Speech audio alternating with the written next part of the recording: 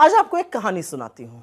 दिल्ली के एक महंगे और नामी गिरामी प्राइवेट स्कूल में दो बच्चों का एडमिशन हुआ। एक बच्चे का नाम पार्थ और दूसरे का नाम अंकित था। पार्थ के फादर आईएएस अधिकारी थे, यूपी काडर के थे, और मां मल्टीनेशनल कंपनी में एक बड़े मैनेजरियल पद पर थी। जबकि अंकित यूपी हरदोई के पासी परिवार से है। उसके पिता संविदा पर सफाई कर्मचारी और मां दूसरों के घरों में चौका बर्तन करती थी। अब आप कहेंगे, भला ऐसा कौन सा स्कूल है जहां पर आईएएस का बेटा और सफाई कर्मचारी का बेटा एक साथ पढ़ता है? यह संभव हुआ कांग्रेस सरकार के एक कानून से जिसका नाम है राइट टू एजुकेशन। 2009 में यह आया था और इसके तहत हर क्लास में 25% सीट गरीब बच्चों के लिए रिजर्व करनी पड़ती। उसी के तहत अंकित का वहां पर एडमिशन हुआ था। खैर, दाखिले के कुछ ही दिनों बाद पार्थ और अंकित अच्छे दोस्त बन गए। वैसे भी बच्चे कहां भेदभाव करते हैं, साथ में पढ़ाई करते, साथ में स्कूल में खेलते। जब तक स्कूल में रहते दोनों साथ साथ रहते थे। टीचर उनको राम और श्याम कहने लगी थी। पर स्कूल के बाद इन दोनों की दुनिया थोड़ी अलग थी, एक्चुअली बहुत अलग थी। छुट्टी से पहले पार्थ को लेने स्कूल गेट पर उसका जो घर में हेल्प करते थे वो और ड्राइवर घंटों खड़े रहते थे। जैसे ही पार्थ गेट पर कदम रखता, वो लोग दौड़ कर आते, उसका बैग लेकर जाते और फिर वो गाड़ी में बैठ के फर्राटे से अपने घर चला जाता था। वहां पहुंचते ही दादी, वो बहुत लाड़ करती थी उससे, उसका स्वागत करती थी, उसको कभी कभी मिल्क शेक या कभी कभी चॉकलेट देती थी। बड़े लाड़ प्यार से उसके जूते मोजे उतारे जाते थे, उसका हाथ पैर धुलवाया जाता था। फिर उसे खाने में कई तरह के फल दिए जाते थे। कुछ तो ऐसे फल थे जो दिल्ली के सिर्फ बड़े महंगे महंगे मार्केट में ही हमने देखे हैं, अदरवाइज कहीं मिलते नहीं हैं। खैर, इसके बाद पार्थ की माँ उसको उसके कमरे में सुला देती थी। कुछ देर वो वहाँ पे आराम करता था, फिर आवाज़ लगाई जाती थी। उसका म्यूज़िक टीचर के आने का टाइम हो जाता था, वो जैज़ सीख रहा था। इसके अलावा वो जूडो इंस्ट्रक्टर आता था उसको सिखाने, स्पेनिश लैंग्वेज के ट्यूटर भी आते थे। काफ़ी सारी चीज़ों का शौक था और माँ बाप वो शौक पूरा कर रहे थे। खैर, पार्थ के नाश्ते का, खाने का, फिल्म देखने का, खेलने का, सोने का, हर चीज़ का टाइम तय था, जैसा आजकल हो रहा है। पार्थ के पिता जब शाम को ऑफिस से लौटते थे तो चाहे कितने भी थके हों, उससे पूछते थे आज स्कूल में क्या पढ़ाया गया। पार्थ के पास बैठकर उसे वो दोबारा पढ़ाते थे, उसके हर कंफ्यूजन को गंभीरता से लेते थे, दूर करते थे, होमवर्क पूरा कराते थे। रिस्पॉन्सिबल फादर थे। और अगर अभी कभी कभी पापा होमवर्क ना करा पाते तो पार्थ की मम्मी सुबह उसका होमवर्क पूरा करवा कर ही उसको स्कूल भेजती थी। और अगर मम्मी बिजी हैं और अवेलेबल नहीं है तो दादी उसके स्कूल के काम में उसकी मदद करती थी। उनका एक्चुअली पार्थ से बेहद लगाव था। वो हमेशा उससे कहती थी कि पार्थ, तुम्हें तो अपने पापा से भी बड़ा अफसर बनना है। पार्थ का टीवी वगैरह भी काफ़ी मॉनिटर्ड था।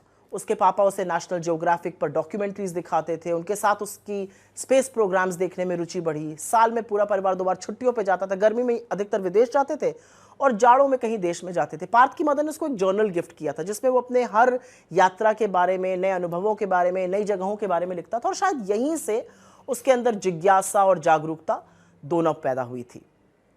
ये हुई पार्थ की कहानी। उधर अंकित स्कूल खत्म होने के बाद अक्सर, इनफैक्ट रोज ही, वो 12 महीने अपना बैग उठाकर पैदल ही घर जाता था। जिस कच्ची बस्ती में 3000 रुपए महीने में किराए पर वो रहता था, उसके परिवार रहता था, वो स्कूल से थोड़ी दूरी पर था। वहां स्कूल बस नहीं जाती थी, लेकिन उसके पास इतना पैसा नहीं था कि वो रोज ऑटो रिक्शा करके वहां जाए। खैर, अंकित स्कूल से लौटने के बाद अपने पड़ोसी के यहाँ से घर की चाबी लेता था, क्योंकि उसकी माँ को काम पर जाना रहता था, दोपहर वाले काम पर। अंकित को स्कूल से आने में देरी होती थी। फिर वो खुद ही अपना खाना, जो सुबह माँ बना के गई होती थी, रोटी सब्जी वगैरह, वो या तो कभी कभी गर्म करता था या ऐसे ही खा लेता था। अंकित एक्चुअली जिन बड़ी बड़ी इमारतों के पीछे बसाई गई तंग बस्तियों में रहता था, वहाँ कीड़े मकोड़ों की भरमार थी। पानी भी थोड़ा सा संक्रमित आता था और इसकी वजह से वो बार बार बीमार होता था। कई बार उसको मलेरिया, कई बार उसको टाइफॉइड हुआ। इन बस्तियों में न पानी समय से आता था और न बिजली, इसलिए कभी कभी अंकित को स्कूल से लौटकर बाल्टी भरने की कतार में भी खड़े होने पड़ता था, क्योंकि माँ बाप का काम पर जाना बेहद जरूरी था। अगर वो नहीं गए तो शाम को घर में क्या बनेगा, इसी पर सवाल उठ जाए।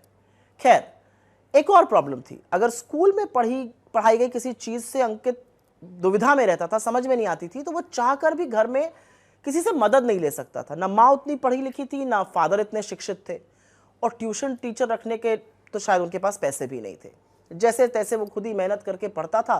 कई बार अगर नहीं समझ में आता था तो होमवर्क अगले दिन सुबह अपने दोस्तों से स्कूल में ही पूछ के पूरा करता था। अंकित के एक बूढ़े दादा दादी थे, उसको प्यार बहुत करते थे, लेकिन वो गांव में रहते थे। उसके पिता जो भी कमाकर भेजते थे उसी से उन लोगों की गुजर बसर होती थी, दवाई और खर्चा चलता था। और कहीं पर आर्थिक तंगी की वजह से घर में एक तनावपूर्ण माहौल रहता था। कभी कभी दिक्कतों से जूझते हुए, 24 घंटे काम करते हुए माता पिता का झगड़ा भी होता था घर पे, और इससे अंकित कभी कभी दुखी और परेशान होता था। खैर, मेहनत करता था वो। महीने बीतते गए, साल बीते। पार्थ और अंकित 8वीं क्लास में पहुंच गए। साल भर की पढ़ाई के बाद एग्जाम का टाइम आया। दोनों ने अपने हिसाब से मेहनत करी, फिर रिजल्ट आया। पार्थ ने हमेशा की तरह टॉप किया, मगर अंकित टॉप 10 में जगह नहीं बना पाया। आपके मन में भी वही सवाल आ रहा है कि पार्थ और अंकित एक ही स्कूल में पढ़े, एक साथ पढ़े, एक ही टीचर ने पढ़ाया, फिर रिजल्ट में अंतर क्यों है? क्योंकि ये मेरिट भर की बात नहीं है। असल में पार्थ और अंकित की दुनिया बिल्कुल जुदा है, बिल्कुल अलग है। सिर्फ एक स्कूल में होना लेवल प्लेइंग फील्ड की गारंटी नहीं है, ये उसकी शुरुआत है।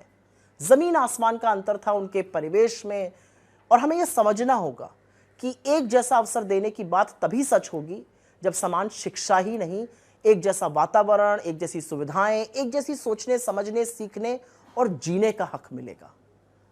हमें पार्थ और अंकित के बीच की जो असमानता की खाई है उसको पाटना होगा, और फिर देखिएगा कि अंकित की आने वाली पीढ़ी पार्थ जैसा जीवन, इनफैक्ट उससे भी बेहतर जीवन कैसे जीकर दिखाती है।